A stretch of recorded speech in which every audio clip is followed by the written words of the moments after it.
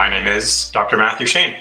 I'm the undergraduate program director for the psychology program at Ontario Tech. And I'm going to kick off these, we'll call them festivities today, by talking to you a little bit about what truth may be, or what it may mean from a psychological perspective, and also a little bit about how we go about trying to identify broader truths in psychology. Because, let's face it, we all think we know what truth is, and we all think that our version of the truth is the correct version of the truth. And yet, so does our neighbor, who adheres to slightly different truths, and so does our mother, and our father, and our friend, and the stranger in the grocery store, and the homeless man on the street, and the upheaved child in the Ukraine. Each of us believes in certain truths. And yet these various beliefs may or may not actually align with each other, and may in fact entirely conflict with each other at certain times. And yet, and this is really the kicker, is all of these beliefs may in fact be based in one sense or another in truth. Let's consider a classic example from clinical psychology. So imagine that a healthy 24-year-old woman suffers from extreme anxiety and germophobia, which has been further exacerbated by the pandemic, and that because of this, she's now terrified to leave her house. Is this a truth? Is this false? It's complicated, right? Her anxiety certainly stems from certain objective truths. For instance, COVID can be very dangerous. And she certainly subjectively believes the danger to be true. Plus, her past lived experiences may give her reason to believe that they are in fact true.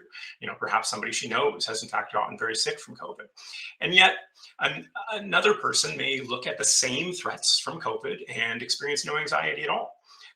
And moreover, from their perspective, this woman's reaction to COVID may actually appear to be a ridiculous overreaction, to a danger to a danger that just isn't quite as great as she's making it out to be.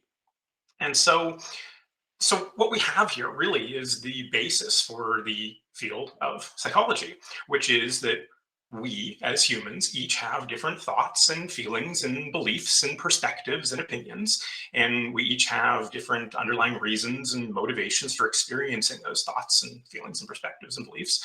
And we each, come into a given situation with different past experiences and perspectives and reactions and biases, and each of these color our thoughts and our feelings and our perspectives and our beliefs, etc. And that's really what psychology's job is to learn and understand all of these individual constructs that make us tick, that make us who we are, that make us both the same and different from other people, so that we can gain a better and a more comprehensive and a more accurate understanding of quote unquote human nature. So how the hell do we do this? If everyone has a different perspective, and everyone's perspective could be argued to be both true and false, depending on everybody else's perspectives, how do we find a truth? Well, we do this in psychology generally by adhering to what's referred to as the scientific method, which is something we borrowed from the natural sciences. Without getting into the nitty-gritty details of all of it, the scientific method essentially involves undertaking carefully controlled experiments and evaluating the results. And that's actually a cardinal characteristic of psychology, as compared to some of the other social sciences, is we adhere very strictly to the scientific method. So as an example, imagine a chemistry lab where you have test tubes and beakers, and the scientist is very carefully adding 5 milliliters of one solution to another, records the reaction, adds another 5 milliliters, records the reaction, and so on and so forth. And that's really what the experimental psychologist attempts to do as well, except instead of using test tubes and beakers, we're using human thoughts, feelings, and behaviors to try to understand human nature. Now, as you can imagine, human thoughts, feelings, behaviors, etc., are much more varied and much more random than what occurs in a single test tube. And so in a standard psychological experiment, what we do is collect data from, say, 1,000 different people, and then with specialized statistical techniques, etc., we put all the data together, and we try to identify broader truths about human nature. So, so to bring it back to COVID, to bring it back to the COVID example, the experimental psychologist may ask 1,000 people to provide their age, their gender, their socioeconomic status, their IQ, and also ask them how much anxiety they feel over COVID, as well as whether or not they wear a mask when out in public. And that way, with 1,000 people, and we do data analysis and whatever else, and the computer spits out our results for us, and we get quote unquote general patterns of truth, such as women under 25 who feel higher levels of anxiety may not go out to the grocery store without a mask on. And that's a very simple example, but that's really the method and the process that we use to try to understand all truths about human nature. So as a final note, I just want to point out that that I've spoken a little bit about what's referred to as clinical psychology, anxiety disorders and whatnot, this woman who has a germophobia and agoraphobia, and a little bit about experimental psychology. In the undergraduate program here, you'll have the opportunity to learn both perspectives. You'll take courses in what's referred to as abnormal psychology, which involves the study of psychological disorders. You'll also take courses on normative human behavior, thoughts, feelings, etc. And finally, you'll take some courses in statistics and research methods so that you can become a burgeoning expert in the scientific method. And in that way, we give you a strong platform for additional study in the area, for a better understanding of human nature as you go out into your world and into your career. And I'll pass it off to the next person. Thank you, Dr. Shane and Dr. Emino. Okay, thank you. So my name is Carl Emino from the Forensic Psychology program. So I'm not going to be focusing on what is truth more broadly, but instead I'm going to discuss sort of one specific example that relates to truth and lie telling within the area of forensic psychology.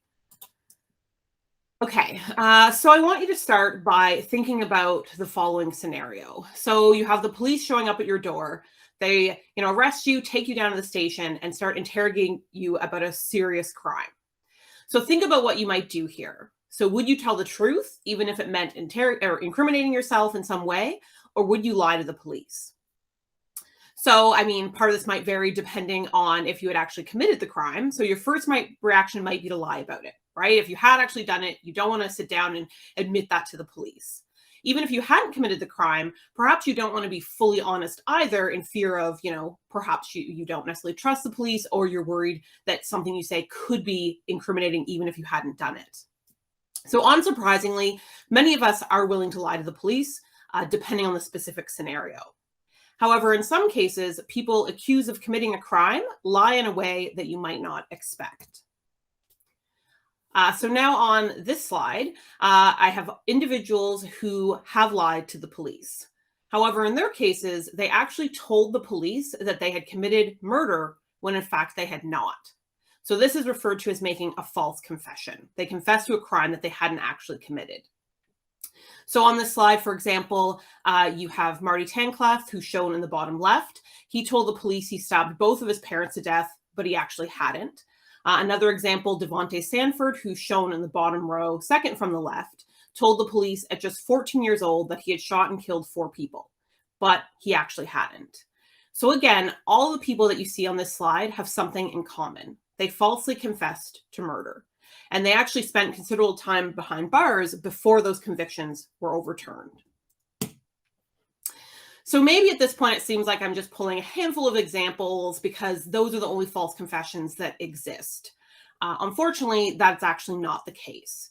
We can never know precisely how often false confessions occur. As you can guess, many are hard to prove, and they often go overlooked in the criminal justice system and so on. Despite these challenges, forensic psychologists and others have been studying false confessions for decades now, including their occurrence in what we call wrongful conviction cases. So wrongful conviction cases are cases where people have been exonerated or proven not guilty of their crime, sometimes 30 or 40 years later, often through the use of DNA evidence and technology that wasn't available at the time that they were charged and arrested.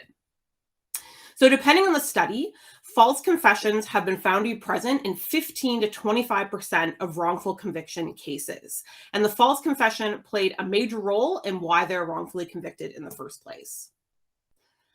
Okay, so at this point, we've established that yes, people will sometimes confess to a crime they didn't commit. So at this point, you might be wondering exactly why someone would falsely confess. So why would you say you committed a crime if you actually hadn't? So again, this is the exact question that forensic psychologists were interested in as well. And based on resistant research, we now have a pretty good idea of why some people confess and why some people are at a greater risk for doing so. So there are two sort of main types of risk factors for false confessions that I'm just going to very briefly mention today: personal and situational. For personal risk factors, it's something about the individual that puts them at an increased risk of making a false confession. Obviously, any one of us could actually make a false confession depending on the specific scenario. Everyone sort of has that breaking point and whatnot. But we know from research that youth, so teens and children, those with an intellectual disability and those with a mental illness are all at a greater risk of providing a false confession than others. In terms of situational risk factors, this is something about the interrogation itself that puts people at a greater risk of giving a false confession. The first one is the length of the interrogation. Interrogations that drag on for hours and hours can obviously wear people down. They get tired, hungry, and whatnot. This can increase chances of someone making a false confession. The use of minimization in interrogation can also result in this increased risk as well. Minimization is a technique that is used to imply that the person being interrogated will receive a more lenient sentence or treatment if they confess. So, saying things like, this is your chance to tell us your side of the story. Once you walk out of here, I can't help you anymore, and things like that. It can also involve minimizing the seriousness of the crime as well. And then finally, the use of deception in police interrogations is a big risk factor. In Canada and the US, police can lie to some degree during interrogations. So for example, they can say they have evidence that doesn't actually exist, such as fingerprints or an eyewitness. So again, that can increase that risk of someone making a false confession. One common mistake that people make is assuming that they would be able to tell a true confession from a false one. Unfortunately, this is actually not the case. We are not very good at this, right? False confessions often will involve vivid graphic details that seem realistic and seems like the person was actually there and committed this offense. There are actually numerous studies indicating how bad humans actually are at detecting others' deception. This includes a series of studies of police officers who were asked to determine whether a videotape confession was false or true, and they did not perform well either. So again, it's not just the general public who's not good at detecting deception. Police officers have been shown to have similar findings as well. Okay, so the bottom line is that we can't really rely on suspects to tell the truth in interrogations. And not just because they are going to deny their involvement in a crime that they actually did commit. Suspects may also confess to a crime that they didn't commit, right? And so that's a problem as well. We also can't rely on our ability to determine when others are telling the truth because, again, we're not that great at it. Forensic psychologists will continue to study this phenomenon and the best ways to guard against them. And we actually have several professors at Ontario Tech who have done research in their labs in this specific area. So that's it for me today. I hope you enjoyed the discussion about false confessions. If you found it interesting, it is just one of the many topics you would obviously learn about in the undergraduate forensic psych program at Ontario Tech. Hey everybody, my name is Tanner Mercer, and I'm the director of the Communication and Digital Media Studies program here in the faculty. So what I want to talk about today is what is the role of the news in democracy, or, to put it sort of bluntly, what is the ideal type role of the news media in democracy? Then I want to sort of ask, what is fake news and how might it threaten democracy? Is the fake news a new phenomenon? And finally, is fake news caused by new technology, or is it more complex? There's a lot of different theories about the normative or appropriate or ideal type role of the news in democracy. One of the first is that the news is a truthful information source that the citizenry or the public relies upon to get an accurate sort of understanding or knowledge about or view of the world in which they live. So the news ought to be a truthful source of information that keeps citizens informed about what's going on in their communities, their countries, and in the sort of wider world. So when we're deprived of quality, truthful information as a result of unreasonable censorship, or we're exposed to repeat falsities due to propaganda, our understanding of what's happening around us and in the wider world suffers, as does democracy. So, most theories of democracy sort of presume a rational citizenry, a citizenry that's sort of aware of sort of what's going on in the political system and can gather and sort of act upon truthful and accurate information, when voting for a political party or supporting a politician or getting engaged in a social movement to change the world. So, historically, we've relied upon journalists to produce truthful information in the form of news to keep us properly informed about current events so that we can make informed decisions individually and collectively in democracy. So we've now, over the past 10 years or so, encountered what is understood to be a threat to the truthy sort of role of the news in democracy, and that's called fake news. Historically, it was called propaganda. At times, it's called disinformation or misinformation. But generally, there's been a lot of talk about fake news as related to social media platforms over the past decade. So fake news generally refers to online stories that are produced to deliberately deceive or trick people, okay? So stories that are deliberately produced to deceive us, or manipulate us, dupe us in some way. It's important to point out that fake news comes from somewhere. It's not made out of nowhere or coming at us from everywhere. Fake news is actually an industry. There are a number of online companies now that run clickbait websites, and there's a number of influencer entrepreneurs that run their own social media platforms and channels, and they make a living basically producing and circulating fake news in society. So this can be sort of done to push a distinct political or ideological agenda. It can be to sort of create doubt or sow confusion about policy options available, or it can be simply done to make money. So these are some of the drivers of fake news in society as an industry.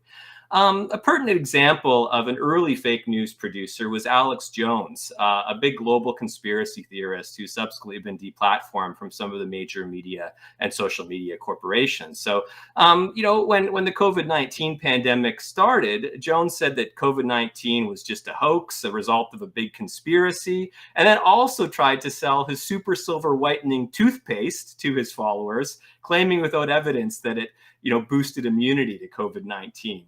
So Alex Jones is just one among many sort of prominent fake news producers in today's media ecology. The spread of fake news in society is indicated by the growth in Google searches about the topic and the number of people admittedly duped by it. I just sort of read a study published yesterday that 10% of Canadians believe in conspiracy theories. And a poll recently sort of suggested that 90% of Canadians have fallen for fake news stories. And you see sort of the rise of fake news. I'm not sure if you can see this Google Trends screenshot here for the search term fake news, but you see sort of even talk about and searches for the concept of fake news on Google starting to really increase around the 2016 US presidential election of Donald Trump. So one of the arguments that we often read and hear and see is that fake news is being caused by social media. But that might be a bit of a stretch. Fake news is definitely accessed through sort of social media platforms like Facebook and Twitter and YouTube. It's accelerated in terms of its circulation in society, and it may even be amplified given the sort of mainstream nature of these platforms and ubiquity in our everyday lives. But it's too much to say that fake news is in itself directly caused by social media platforms or even more broadly, the internet. We can actually try to historicize this phenomenon. And when we do, we realize that fake news has been with us for a very long time. So this is not a new problem, and nor is it a distinctly technological one, okay? Stories containing misinformation and disinformation have been produced, published, and consumed for hundreds of years, from the earliest days of the print revolution forward to our time of the internet and social media platforms. Here's an example. Founded in 1833 and funded by advertisers, The Sun was one of the world's first newspapers. Now, to build its readership, it published a whole bunch of sensationalist and fake news stories to grab sort of the reader's attention and get people to sort of, spend a few cents on the newspaper of the day. One of the earliest examples of a fake news story was the Great Moon Hoax. And this was basically a story that claimed there was a discovery of an entirely new civilization on the moon. So here you have some images from the Great Moon Hoax story, and you have sort of these interesting pictures of people flying around with waterfalls behind them and frolicking about under lovely trees and so on. So fake news is old news. Fake news is as old as the media itself. Fake news has been amplified, accelerated due to sort of the emergence and circulation of the internet, World Wide Web, and social media platforms. This is just one of the topics that we talk about in the Communication and Digital Media Studies program, particularly in a course that I teach and taught last semester called Digital Media, Politics, and Democracy. If you'd like to learn more about this, check out our website or visit me in the room. Over to Dr. Scott Aquano, who'll talk a bit more about politics. Thank you so much, Tanner. In my few minutes, I just want to provide maybe a 30,000-foot overview of the relationship between politics and truth. Oftentimes, when people ask me what I do and I describe myself as a political scientist, they inevitably ask me, well, so what do you think of Justin Trudeau, or what do you think of X politician? As if to suggest that I have some type of, deep understanding of the day-to-day lives of these people. And of course, the actions of these individuals are important to me, but to reduce political science to the study of politicians is problematic. So let me start my time with a brief but familiar story. Once upon a time, a former US president faced with impeachment characterized the proceedings against him as a charade, as a witch hunt, and declared that the stories of his illegal behavior were just simply fake news. Trump's strategy in this regard, of course, was to create an environment where public opinion was not at all influenced by objective fact. His goal was to subvert the very idea of truth on the basis that only he, as the true spokesman of the people, was capable of providing truth. Now, this strategy was by no means new. Most populist leaders, especially those with authoritarian proclivities or aspirations, have in one way or another deployed such a post-truth politics. Hitler did the same, so did Stalin, and so did Le Pen, in fact, in the recent French elections. We can even, to varying degrees, see this politics in Canada today. So all of this begs the fundamental question: why do politicians lie and deny scientific truths so readily? And moreover, why has such behavior become more, not less, prevalent today?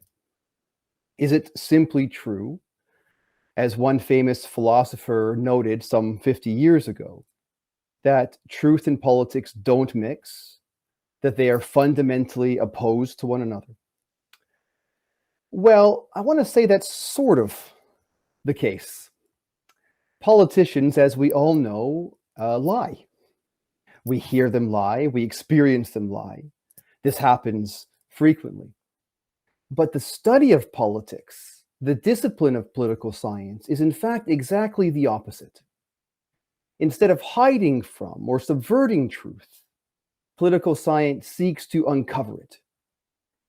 This, of course, means that political science is far removed from the practice of politics.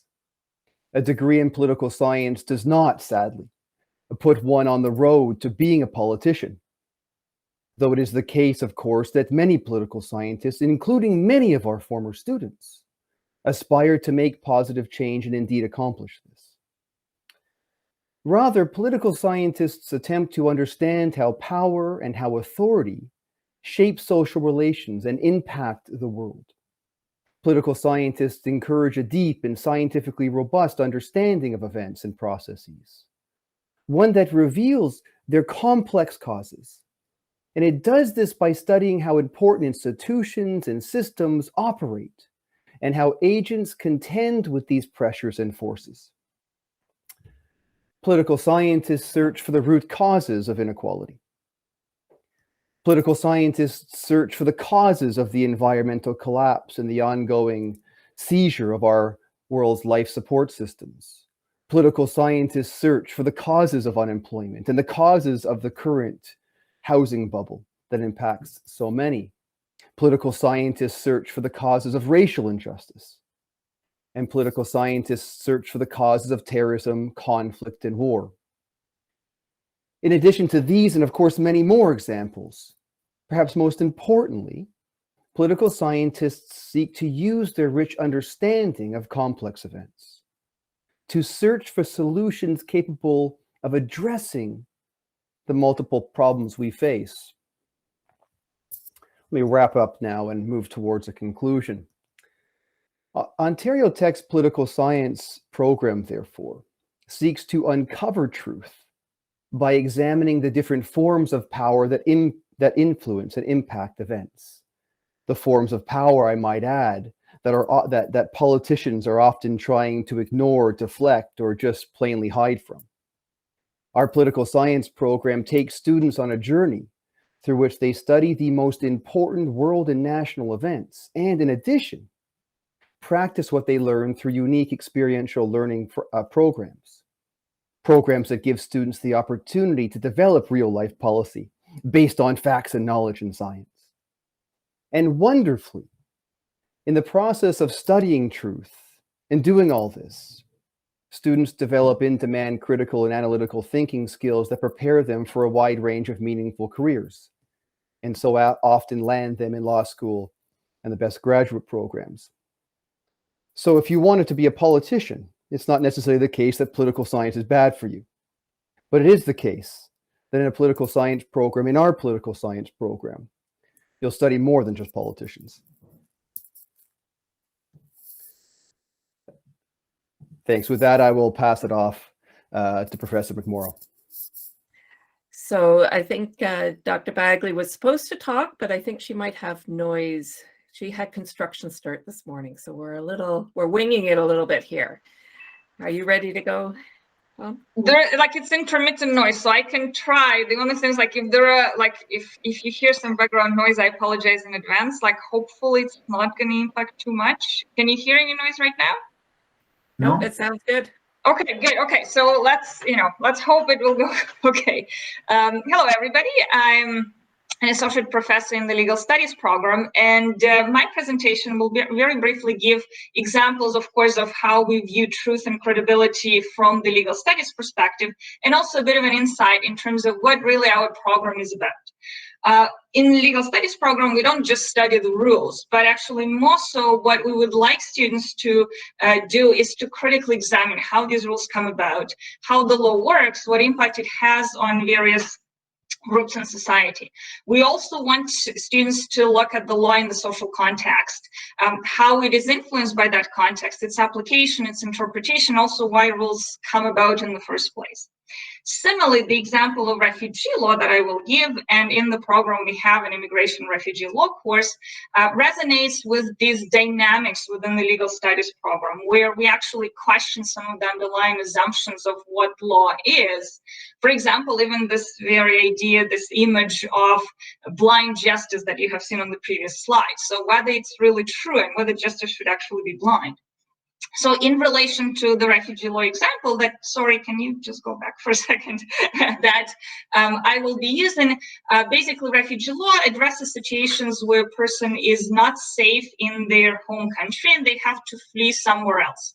So for instance, if such person comes to Canada and makes a claim for protection, then they have to follow a special process. First, they have to submit a written form that outlines their circumstances and the basic reasons why they have fled their country and are now seeking protection in Canada.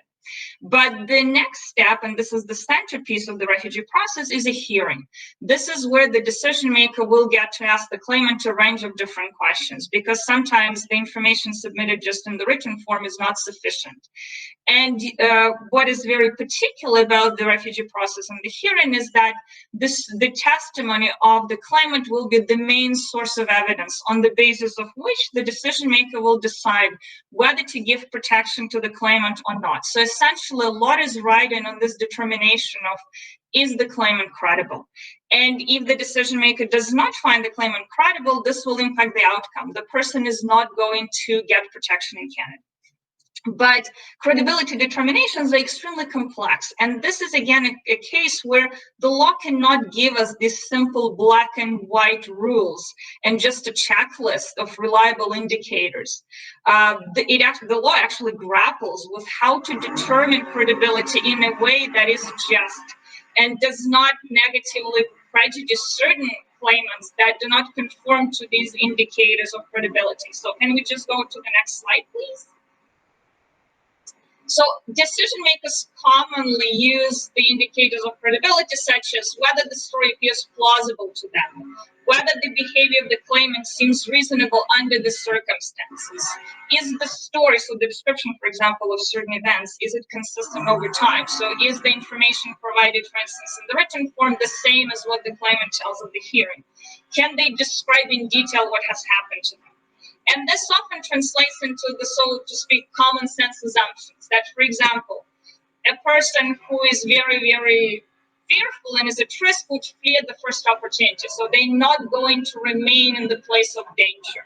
So if they do not conform with that expectation of what's reasonable, that you flee right away, this may raise concerns about credibility for the decision maker. Another example is that if something very significant happened to the person, they will remember the dates and the details for a long time.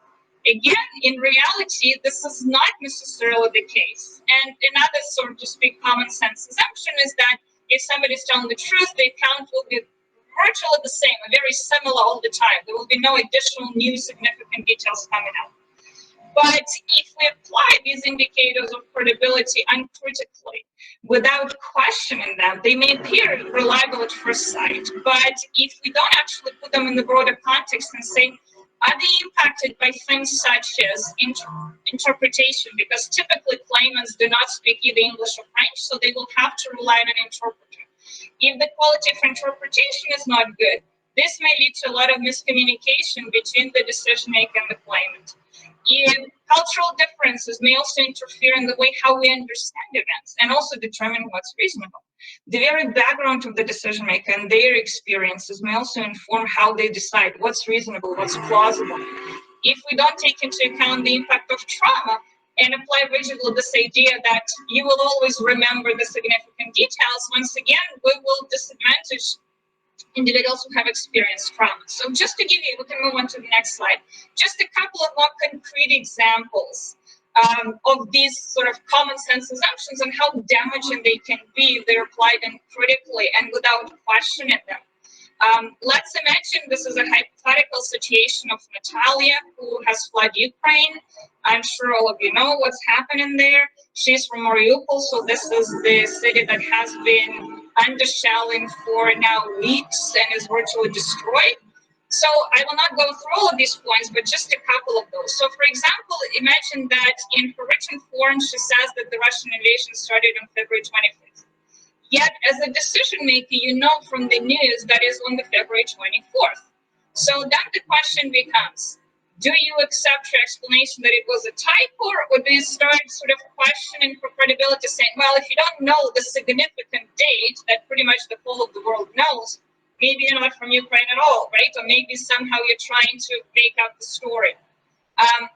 When a decision maker decides whether this is a significant issue or not, they really do need to take into account the fact that typically, first of all, the claimant will not be complete in the form by themselves because most of them would not speak English or French. So typically they will have to rely on assistance from counsel or from a community group member. And it is uncommon to actually see typos happen.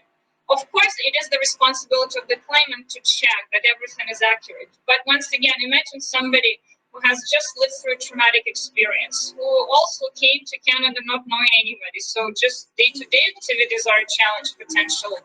So missing certain things, even significant ones, is not really so unreasonable. So it's quite understandable that it could be a typo. Another example, let's say a destruction of an apartment building where Natalia lives.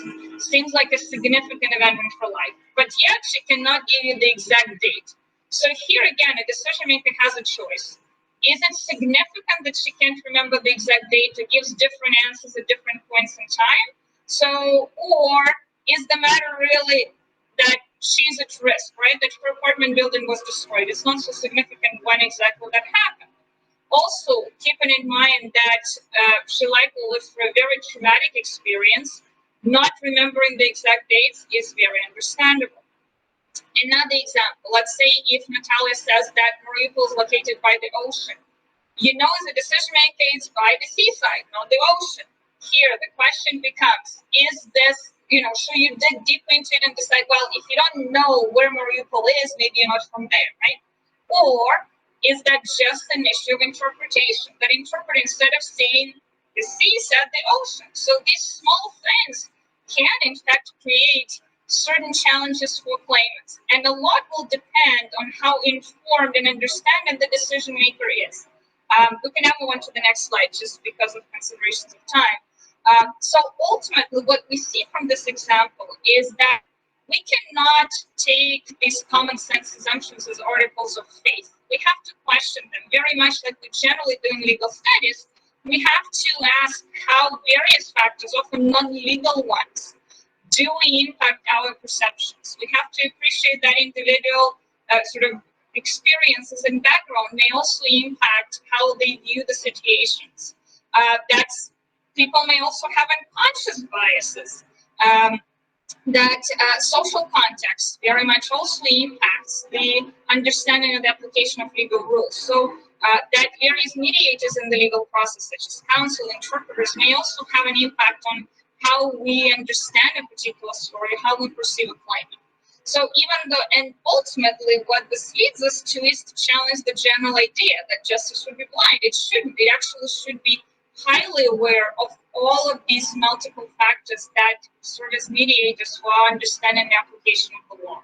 And these are also some of the common themes that we see in legal studies. Also here you can see connections potentially to psychology as well, to political science in a sense of kind of broader themes, structural issues in social context and society that impact the formation and application of the law as well. So I hope that you will be interested either in exploring sort of legal studies as you mentioned, or if not, at the very least as minor, because there's certainly very interesting connections to other problems. And I'll stop here. Thank you. Unfortunately, we don't have a professor from criminology and justice today, so we're going to move on to liberal studies. Hello, everyone. My name is Thomas McMorrow, and I'm an associate professor in the Faculty of Social Science and Humanities. The Liberal Studies program is a build-your-own-degree type program. So what does that mean? It means you can take courses across all the different programs we've just heard about. So it provides students with flexibility. It provides students with an opportunity to decide their course load based on what really interests them.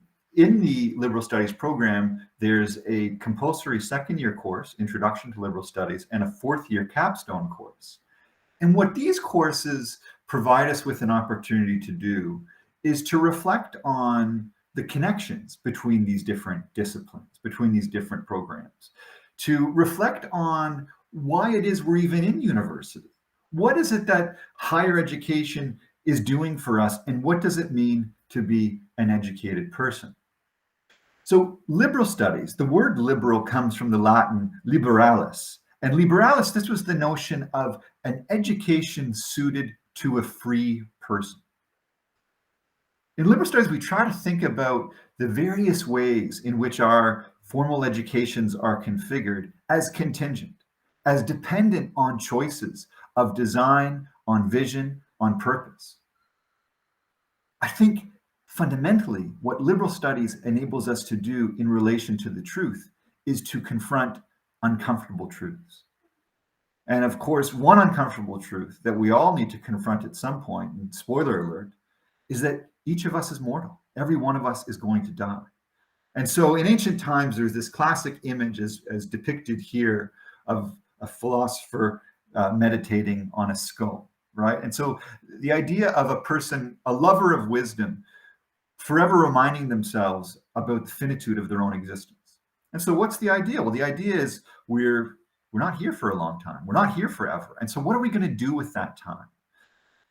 What a university education enables us to do is enrich our understanding from a variety of perspectives. And the reason why liberal studies is important in terms of getting us to think about the purpose and value of our own education and the way we fit into this whole system is that nobody else is going to do that for you. And we need to think critically about the choices that are made in terms of what we're taught, what we should be able to learn about. And so if we can actually start going through the slides, we'll go to the next one. Let's just conduct a thought experiment. Which some of us may know from the news is it can be rather close to home. So imagine a university with huge cost overruns decides to cut a number of programs. It slashes labor studies, environmental studies, indigenous studies, gender studies, philosophy, and political science. We look in the next slide. At the same time, in order to make up that loss of cash, they say, well, let's come up with a certificate program for mining students that's aimed directly at the essential skills and knowledge needs indicated by industry employers. So I'm using this example to think about what happens when higher education is captured completely by the interests and ambitions of for-profit industry. Well, let's think about mining. You scrap all those programs I just described, and you end up with certain perspectives lost, certain truths, therefore, that go unconfronted. So I just want to run through some examples here, right? If we think about mining, we look at the next slide, we see that if we're not adopting a labor studies perspective, then we're not thinking about the importance of labor organization to ensuring that we don't have horrific mining disasters. There's examples like the Westray mining disaster in Nova Scotia, where the profit motive can lead to a tremendous tragedy and loss of life. And so the labor studies perspective allows us to take that into account. Likewise, we look at the next slide. We can see that, from a mining perspective, this is called nickel tailings, right? Because this is the sort of what gets produced as a kind of side effect when you're mining nickel. But of course, from an environmental perspective, this is called environmental degradation. And so again, from an environmental studies perspective, we have a wider appreciation of the implications of mining. And we can go through, and each of the images that we have in the next slides. So if we go to the next one, we see that if you scrap an Indigenous studies program, you're not attending to Indigenous perspectives, you're not thinking about the rights and interests and sovereignty of these people and what that means for how we imagine the extractive industry, right? We go to the next slide. If we consider a gender studies perspective and representations of what it means to be, for example, a young woman, a young girl growing up in a mining town. We think about mining not just as a specific industry, but an entire community and culture that is related to it. And so the notion of university as a way where we can expand our horizons by attending to a variety of perspectives is really crucial. And if we proceed to the next slide, we can see that if we're not asking the kinds of questions these perspectives provide us with, like that of political science, which Professor Aquano mentioned earlier, then we can start to adopt the logics, right, and the parameters that come to us based on who's got the deepest pockets and therefore who's calling the shots. So a university environment is really about trying to cultivate this interior space, something you take with yourself well beyond university so that you can continue to think critically and continue to do something with this precious little time that each of us has on Earth. So I'll wrap it there. And I know that each of us, in terms of what we're studying, is in a way answering these questions with the choices we make in life, what it means to be an educated person, and what it is we're going to demand of our education to make sure we are empowered to confront those uncomfortable truths.